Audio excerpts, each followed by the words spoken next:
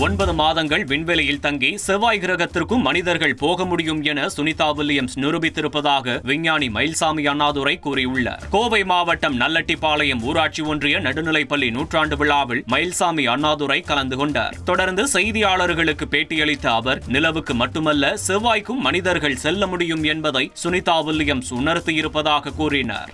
விண்வெளியில் போய் நடக்கிறது அதையும் முதல்ல மாதிரி நடக்கிற மாதிரி இல்லை, அவங்க நடந்தாங்க. இது மாதிரி பலதும் அவங்க பண்ணியிருக்காங்க.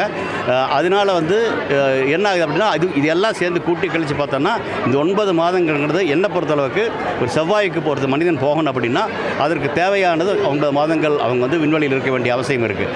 கிட்டத்தட்ட அதுக்கான பரிசோதனைக்கு போகாட்டியும் கூட கிட்டத்தட்ட அதை நிரூபிச்சிட்டாங்க. ஆனால் அந்த பரிசோதனையில் 10 நாள் வர முடியல.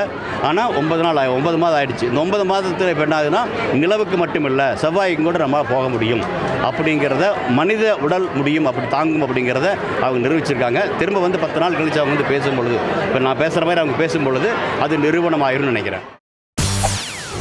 செய்திகளை உடனுக்குடன் தெரிந்து கொள்ள உடனே சப்ஸ்கிரைப் பண்ணுங்க.